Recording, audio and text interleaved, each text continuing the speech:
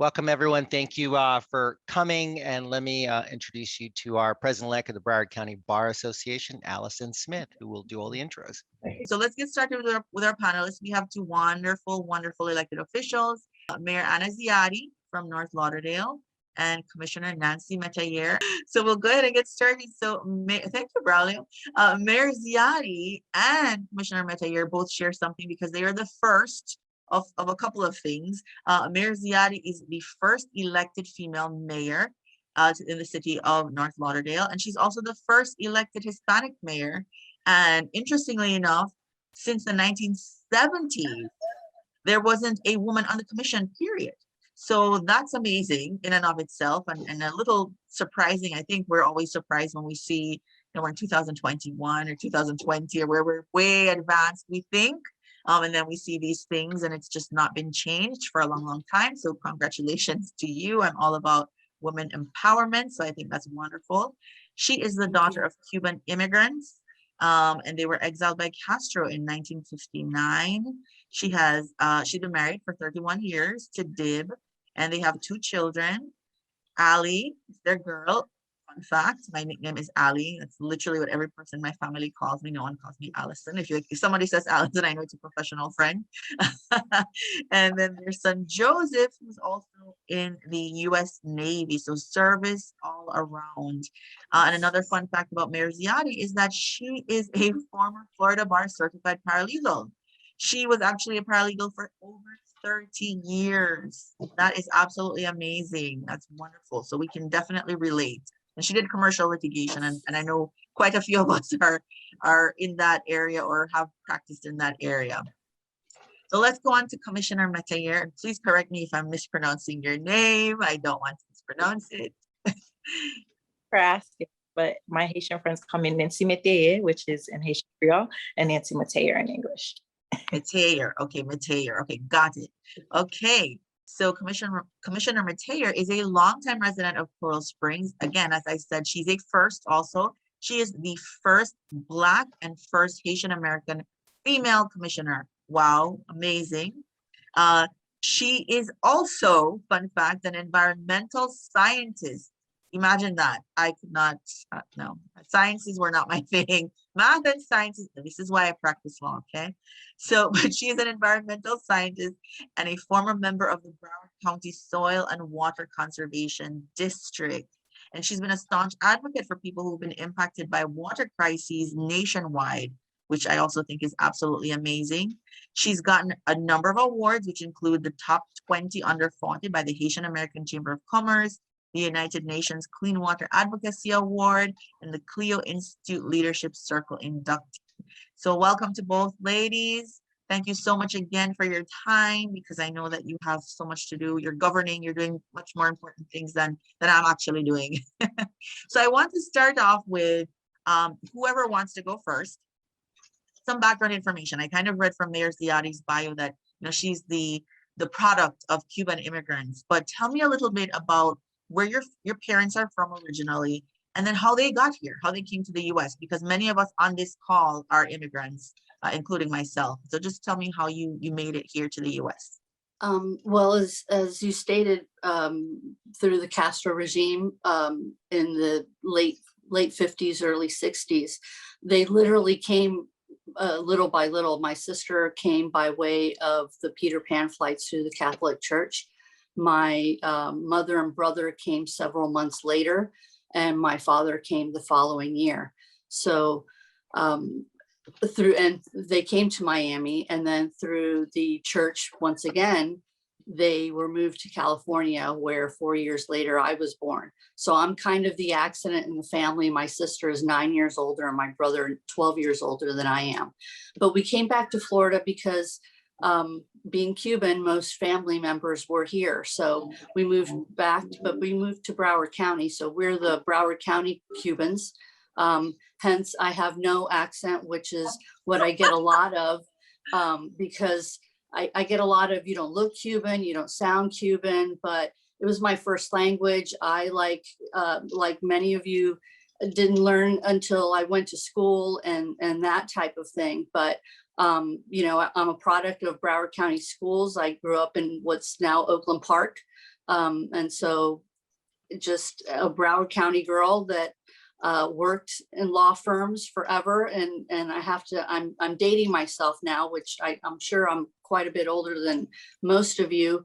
Back in the day when we typed on electric, not even a Selectric typewriter, just a regular electric typewriter on legal paper and carbon paper in between the sheets. So imagine having to do that for any kind of a brief, especially appellate briefs and so on. And so that's how I evolved. So I think that evolution as well helped me. You know, I was the kid that translated for my parents growing up. And then once I was grown up, I evolved into the person that I am now with my children, being involved with them as much as I could. School, even though I did work, I was part of PTA, any kind of organization to be involved, because that's how you know what is happening, whether it's a school, a city, a county.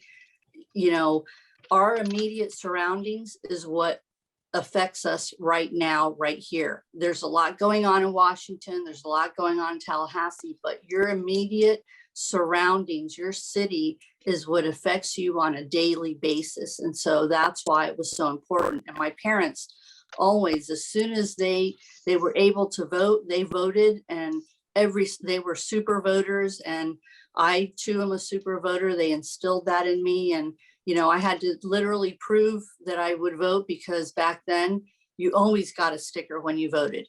So I had to, you know, come to the house and show them my sticker, and, you know, and we discuss who to vote for and how to vote, because they weren't familiar with the judges, and we didn't have panels like this, or even organizations for that matter, that would get together, that would introduce you to a candidate or a background or anything like that. So that's why I welcome, you know, anytime I get an invitation to organizations such as this that I can meet and have these discussions, I embrace it 100%, especially, you know, Caribbean, Hispanic, anything that I can do for what's considered a minority, even though we really kind of aren't anymore, and especially women who outnumber men in general. It's just crazy that, you know, and I've also been told that I'm the first elected Hispanic mayor in Broward County. Wow.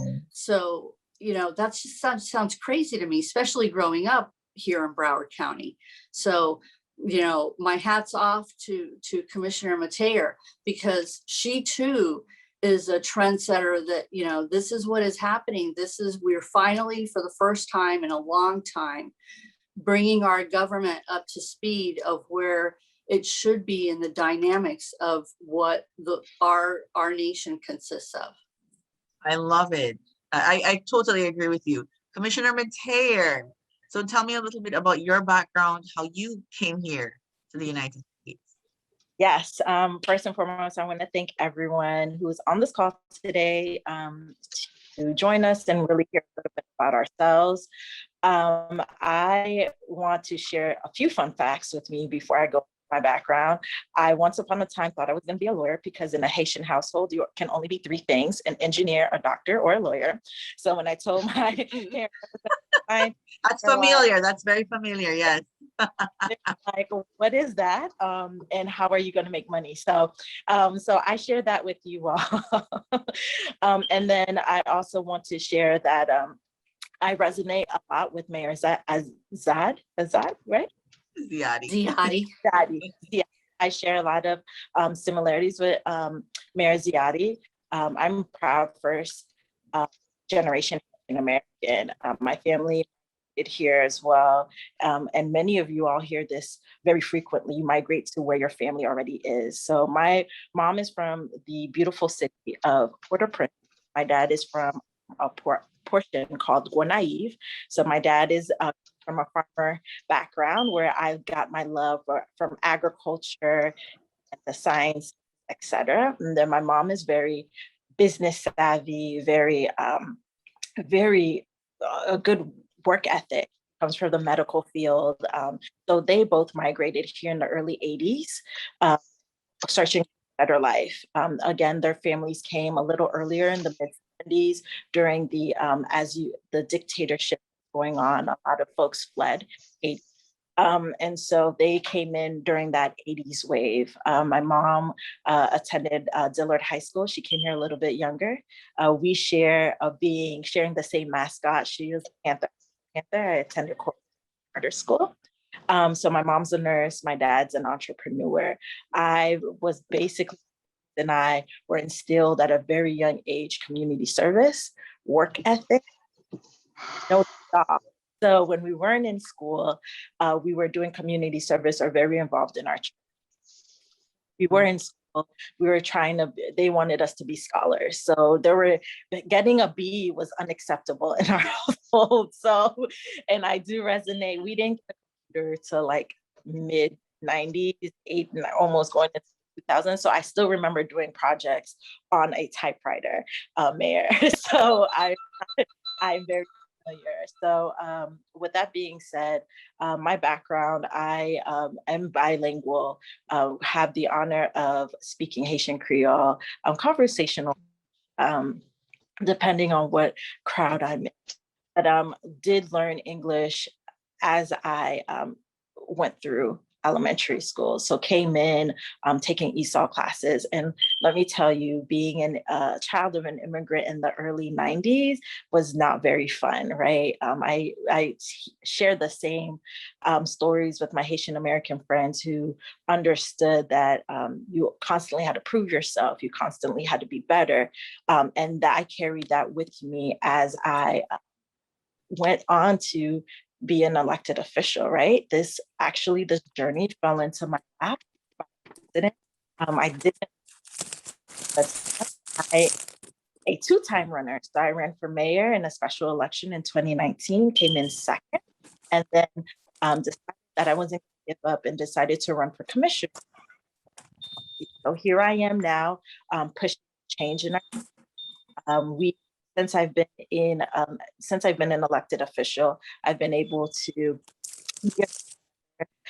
been to corporate sustainability office, sustainability manager in our city. So that is something that we will be discussing as we finalize our budget.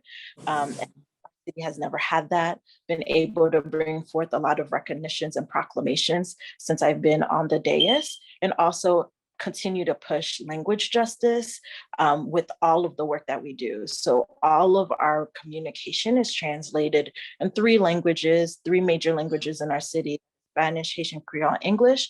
And then on our website, it's now ADA compliant, where if you do speak another language, you'll find Chinese, German, Italian, all of that to incorporate the diversity in our city. But we do have a large Haitian community here in our city, as well as a Caribbean population here, and I want to continue to embrace that, because we bring a lot of flavor, we bring a lot of spice, we bring a lot of energy to whatever we do, and I want to continue highlighting that and embracing that during my tenure here in the city.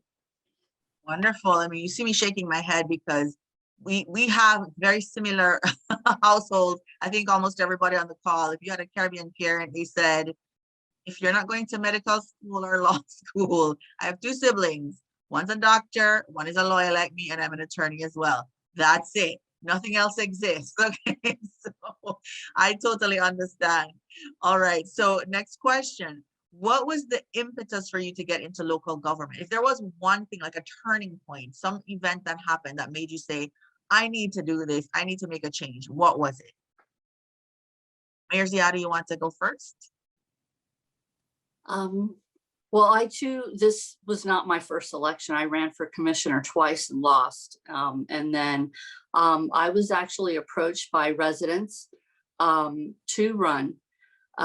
They saw my involvement, they saw my passion, my knowledge, and so I wanted to bring that change that we needed, living here in North Lauderdale for 30 years. My husband and I raised our children here. We've seen the change, and it was stagnant for far too long, and we needed that change. And obviously the commission needed that change as well to reflect our city. And so that was my major driving force. And of course, my family, because I would not do any of this without their blessing as well, because it does take a lot of time, because while it's not just a commission meeting, it's things like this. It's being part of the Broward League of Cities, the Florida League of Cities, any other organization, and organizations that are going to benefit your city, because knowledge is power. So yes, I was actually I was approached, and so I thought, a third, here we go again. And but I had the support, and it's because of that support that drove me to run and eventually win. Fantastic. Yeah, I'm hearing the same theme. Don't give up.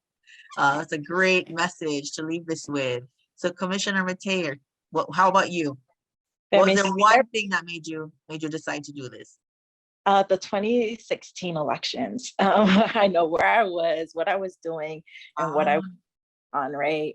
I got I was already active politically, but I got even more active on a grassroots level. So then I started working with grassroots organizations that really focused on empowering Black and Brown communities to turn out to vote, low propensity voters, ensuring that they were educated on what was going on in their municipalities, also on the state level, also on a federal level, because a lot of our folks, we walk in and we only vote top of the ticket and forget everything that follows below that, right? And that directly impacts us, our daily lives. So I said, you know what? Can't have this. I'm seeing there's a shift. I saw the shift in Miami-Dade. I'm like, I'm scared that's going to happen in Broward. So how can I ensure that folks feel represented on their dais, feel empowered to vote? And lastly, don't lose hope in this democracy, because every day we're seeing people lose hope because of what is going on. So I made it a privilege to go out and go to the local churches, the Haitian churches, Haitian radio, and make sure that we were advocating and bringing them into the fold. When I ran, like I said before, I didn't like my options. I felt that there was a lack of representation.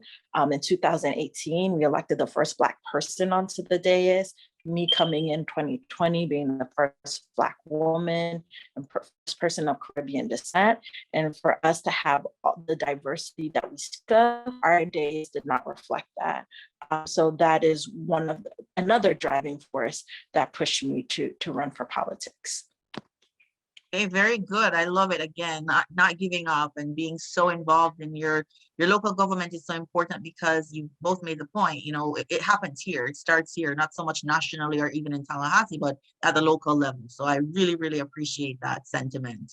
Okay, so we have to talk about this. We are still in a pandemic, and it's really important for me to know what your immediate reaction was when you found out. I mean, I know everybody here had some reaction or the other, but for you, it's even more significant because you're responsible for a large number of people, which I think frightens some of us from even running for elective office, which is why I personally wouldn't run. I can barely take care of myself.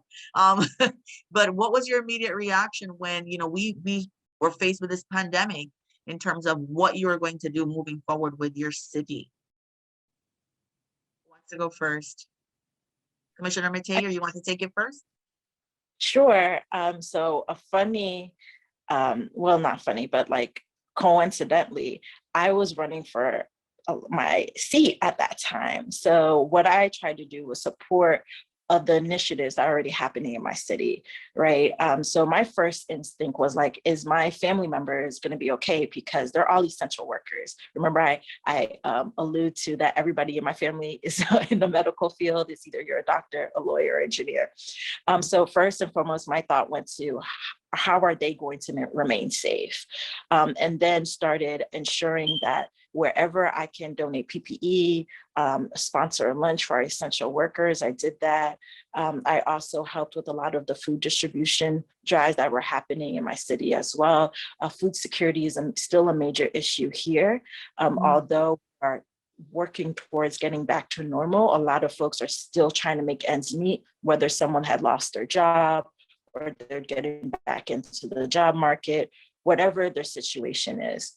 Lastly, making sure that our folks were getting vaccinated. There is a lot of uncertainty and a lot of folks don't trust it, but we all know that being vaccinated will protect you, will protect your loved ones, and also protect you from the variants that we're continuing to see. So I volunteered every Friday at our Coral Springs site with either language, sign up, making sure folks understood, making sure they felt welcome, they're not scared.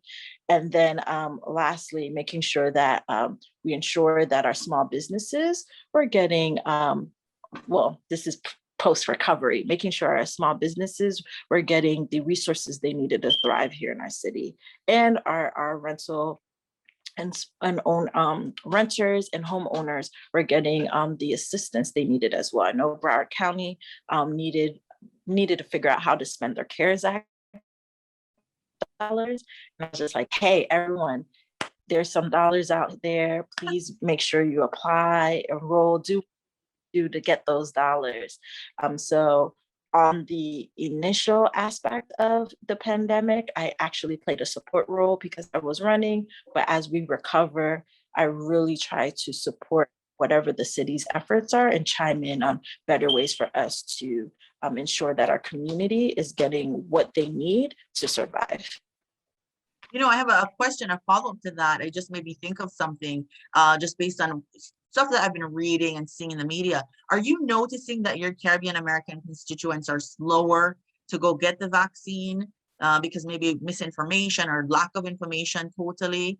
Can you speak on that a little bit? And if you are noticing that, are there any efforts that you're taking within the city to try to have some outreach where they're being educated or informed, or testimonials from other people? I've even seen it on TV where they have all these testimonials in terms of why are you getting vaccinated, you know, and it's targeted. It's to appeal to a particular audience to make sure that people do go and get the vaccine and don't feel that it's some sort of chip or something else that the government is trying to do to control us. So if you can just answer that question about the Caribbean American constituents. Absolutely. So people, one, were uncertain, but also we do have some undocumented folks in our communities. So some of them, it's not that they didn't want to get vaccinated, it's just that they didn't trust that if they went and they didn't have the proper documentation, ICE would come and get them. And that is those are true concerns that people called me on. So what we did is we did the program, we did mobile vaccination sites. So we would set up shop. You did not have to present and like a government ID, but maybe if you had a school ID or whatever the case may be, something to identify yourself, even if it was a passport, you were able to get vaccinated and not feel like you would be, and your status would be jeopardized. Also went on to Haitian radio and really advocated. I was like, I gave my testimonial. I said, hey, I was vaccinated. I'm here, I'm breathing, I'm walking. So if it's me and I have interest, I really strongly encourage you all to do it. Also, folks who we relied on our medical providers. I know our Latinx community and also a Caribbean community who had medical providers in their family came out to these mobile sites and said, hey, this is why I got vaccinated. This is why this is important. So we did that pilot program, and that's something that was mirrored throughout the state. And I think we did a great job really hearing those concerns, but undocumented. For me, it wasn't more so folks didn't want to, because I feel like a lot of folks, majority of the folks in Coral Springs got vaccinated. It's just folks did not want to jeopardize their status. Wow, that's a very interesting point. Something I honestly wouldn't even have ever thought about. I see we have Delia Walker Huntington on, and she's an immigration attorney, and I'm sure she would speak to the undocumented status. She might have a question or two at the end regarding that, but that's a very good point. Turning over to Mayor Ziade now. So same question to you, your initial reaction, and then also if you can comment on if you have, members of your Caribbean American constituency who do not want to get vaccinated for various reasons, lack of information, misinformation, or maybe even their undocumented status. So the first thing that we did was I wanted to make sure that our staff was safe. We while we closed City Hall, we only recently opened our City Hall. We were still functioning remotely, so we made sure that we had all the, all that we could do so that we could continue, because there was still things happening in the city, whether it's a permit or an inspection or whatever the case was, we couldn't stop services. And so but I wanted to make sure that my staff was comfortable working from an environment that they were going to be safe, because they too have families. So we ensured that everyone could work remotely that could, or we staggered different hours and things like that, especially our public works gentlemen that are out there on a daily basis. So that was first and foremost. The other thing is that a lot of people don't realize, and this is why it's important to become involved with your specific city. North Lauderdale specifically is considered an unentitled city. And by unentitlement, I mean that we are below 50,000 people in our city. Therefore, we do not receive federal funds, whereas larger cities, over 50,000, receive federal funds directly. So we have to go by way of other channels in order to receive any funding for anything, quite frankly. So I was privileged to be on the Broward League of Cities task force for the CARES Act funding. And what a lot of people do not realize is that the CARES Act funding came down, and there were millions of dollars that were brought down to Broward County. However, Broward County took that pot, and we literally had to negotiate with them how much they were going to give the cities. It wasn't an equal share. It wasn't, it wasn't anything like that. So of the, I believe it was $300 million that Broward County received, they only gave to the cities to split amongst a third of that. Wow. The county kept the other 2/3. I'm using round numbers now. Yes. And of that third that we did receive, we were only permitted to allocate funds to very specific items. And there is a good reason for that, because there's audits that go through this. When states, counties, and the federal government gives out funds, you have to account for that. So it's not like they just give you money and you can spend it on, so-and-so needs, this family needs groceries. We're going to give them a gift card for $100 and just say, here, have it because you need it.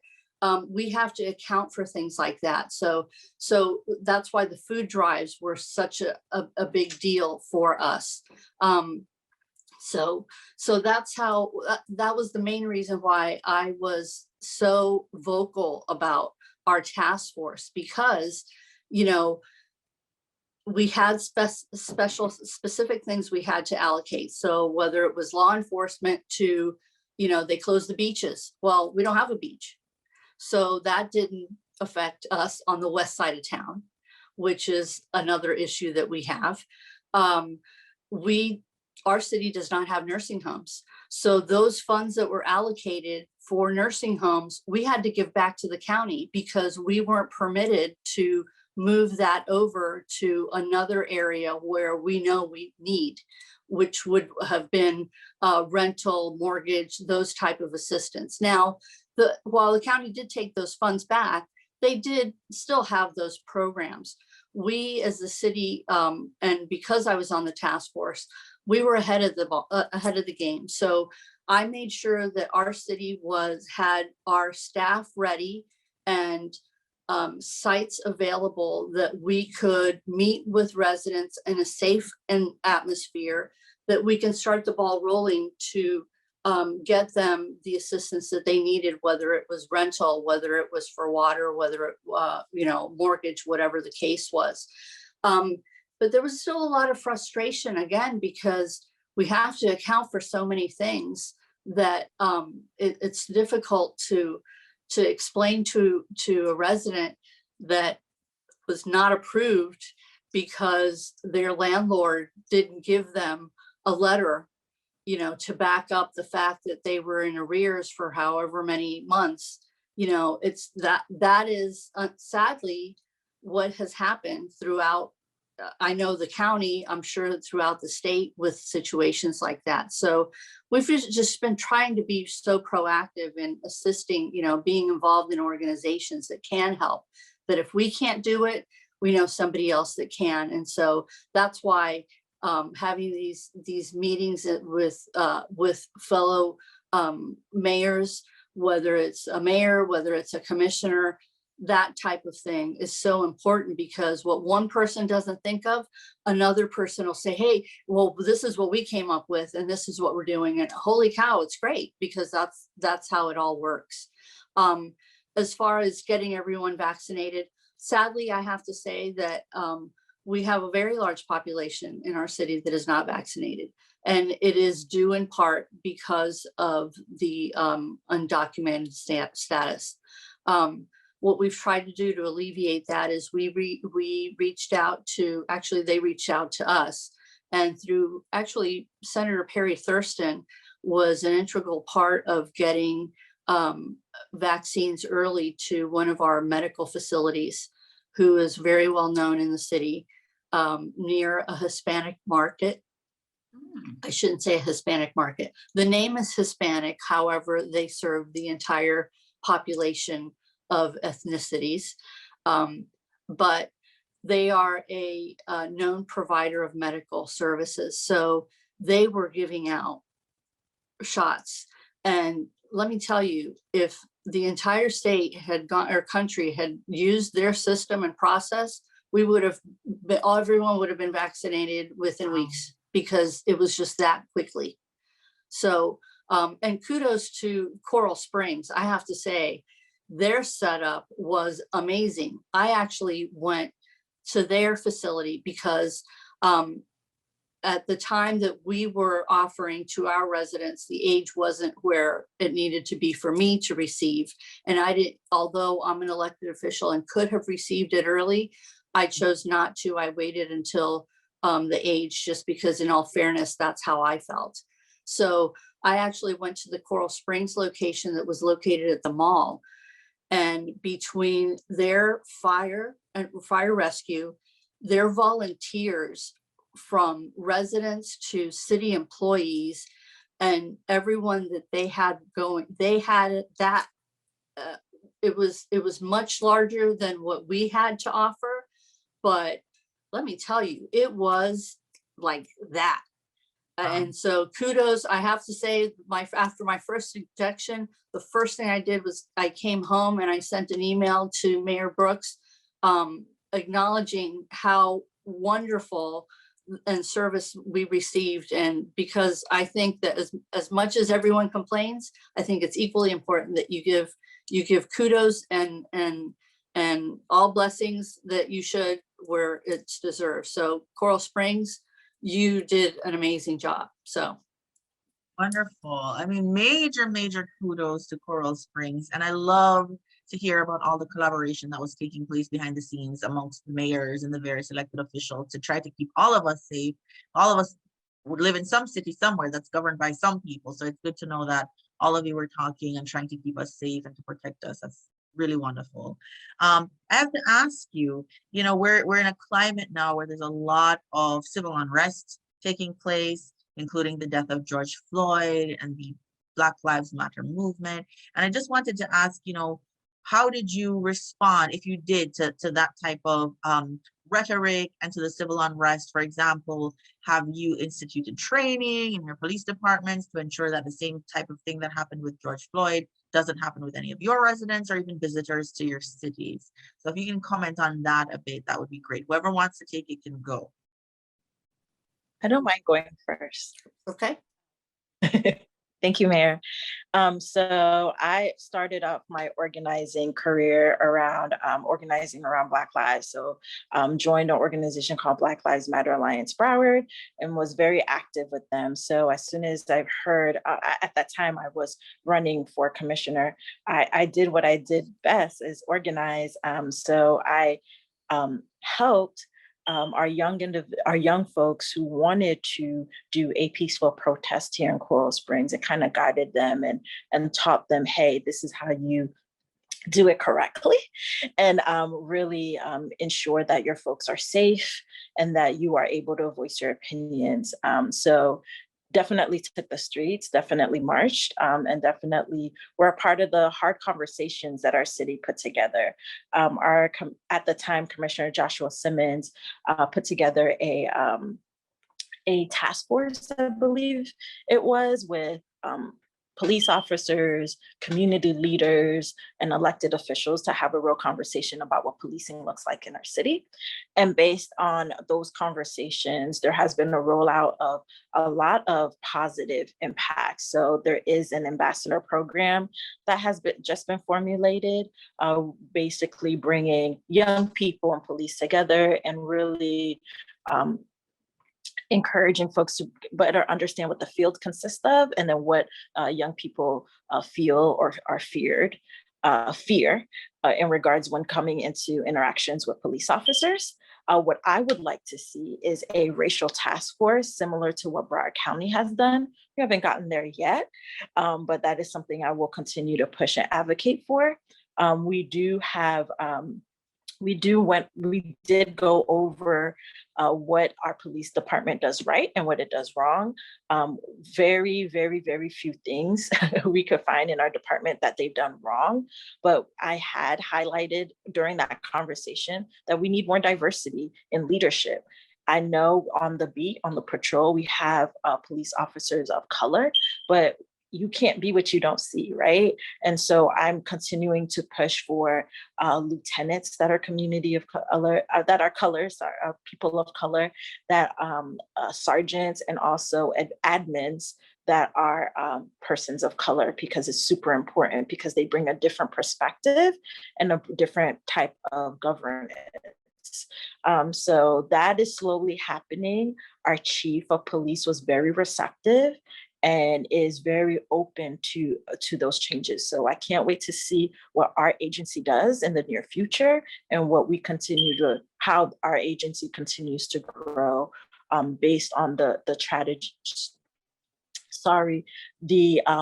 issues that we are seeing nationally. There was no riots here in Coral Springs, which we're very happy about, but also there were some agitators who wanted to prompt that nationally, but our police department actually participated and made sure that the folks who wanted to protest felt safe. And the last thing I want to say is a lot of folks still feel unsettled because the sentence has just been released. They feel like that judgment was not justified. So we are keeping a close look, because again, protests may spark again. So we allow people to protest, we welcome it, but we just want to make sure that everyone does it in a way that's safe and folks aren't fearful for their lives. Interesting, very interesting. Sounds like you guys had a lot going on during that time frame. Mayor Ziade. We did not have any protests. We do not have our own police department. We fall under Broward Sheriff's Office. That is who our contract is with. That being said, Sheriff Tony is always very vocal, as everyone knows, on what is happening and what is not happening. His task force that he has organized. I personally have that communication with him, and have from the very beginning. Our police chief is fairly new. He's about a year into being our chief, but he was part of the department here in our city. I personally go to our shift changes, and I have seen the change, because you can't literally say, I want Cuban police officers, I want Haitian Cuban, you just can't do that. But what you can do is have that discussion of what our city is made up of. And we do need those multilingual police officers. So we do have a very large, and I'm so grateful for it, for the organization that has been able to bring to us Haitian speaking officers and Spanish speaking officers and Portuguese speaking officers, and, you know, and then some, because it is important, because they need to be able to have that communication. You know, police are feared because it's not all good. It's just not. And to believe that it is, and it's not just what happened with Mr. Floyd. It's been a long time, and especially with regard to immigrants, because, you know, immigrants leave their country for a reason.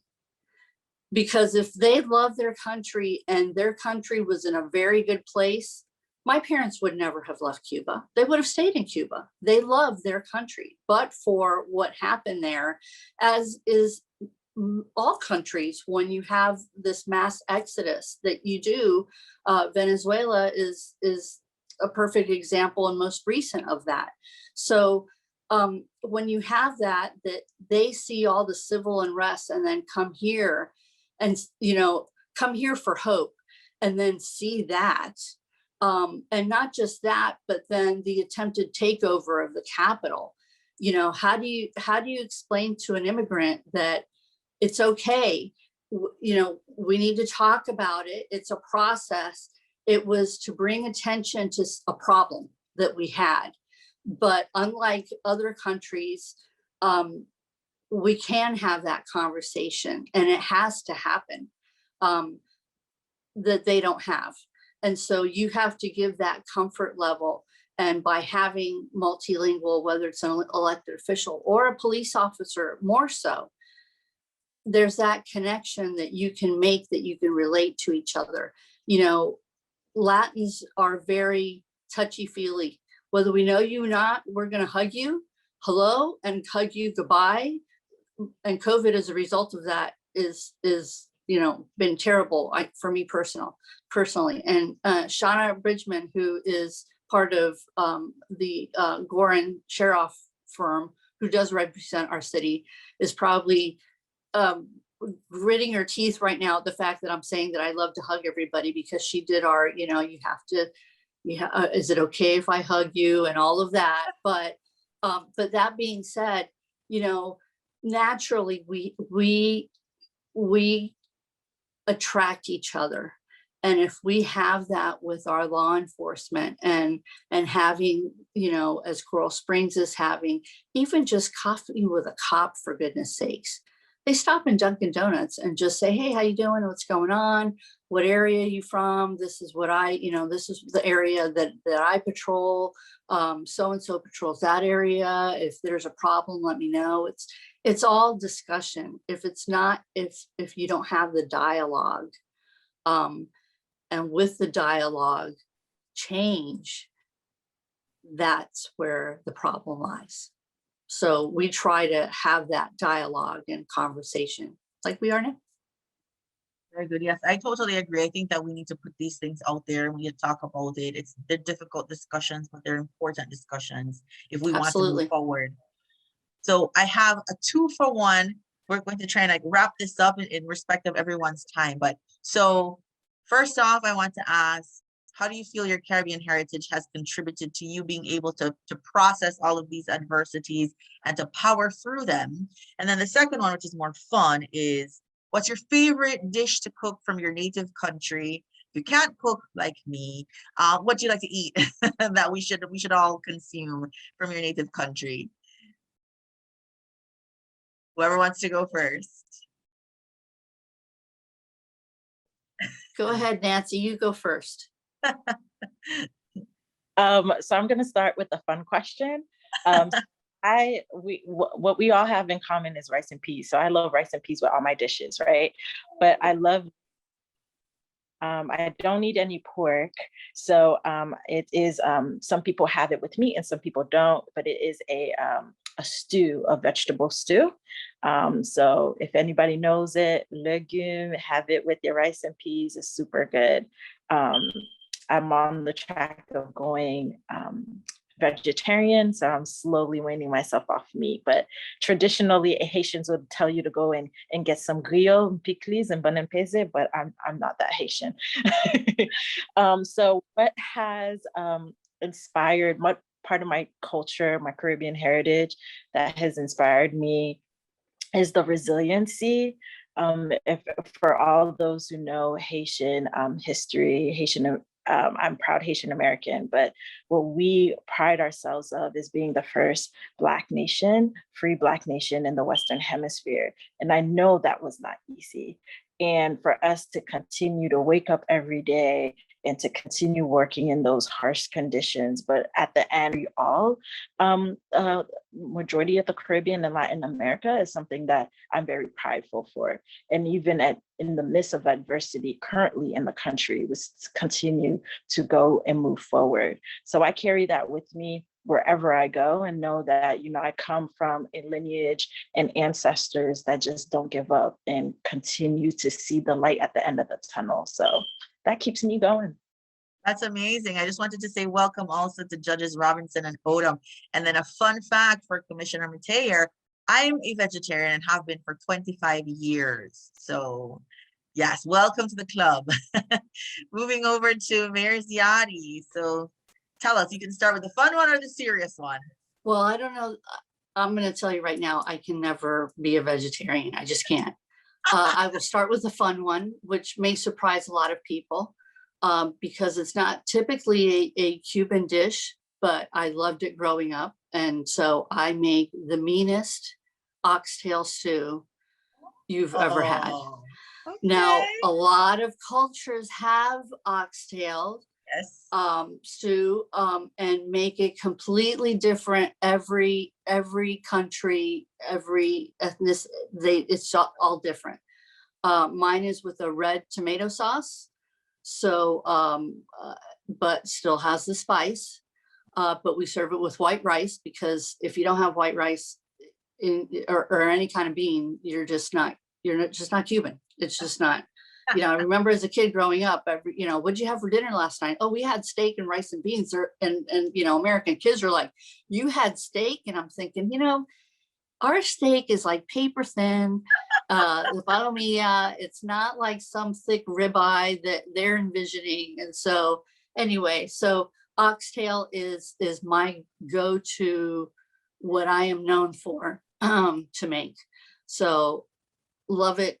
Can eat it every day, but you really shouldn't. But anyway. Awesome. We need to have a cookout. I keep saying that, but we really do. Okay, let's do it. Let's do a potluck. Yes. My Caribbean background, what drives me is the fact that my parents literally came with the clothes on their back. I mean that literally. They were white collar workers. They had property. They had everything, the American dream, so to speak. And my father's family has lineage from Spain. His grandparents went from Spain to Cuba. So my maiden name was Gisasola. I have a family coat of arms from Seville is where my father's family's from. So hearing the stories that she would tell me, my parents have both since passed. As I said, I'm the accident in my family, so they were considerably older.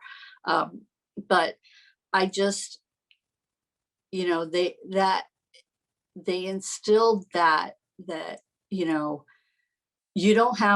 know what you have until it's gone. Mm-hmm.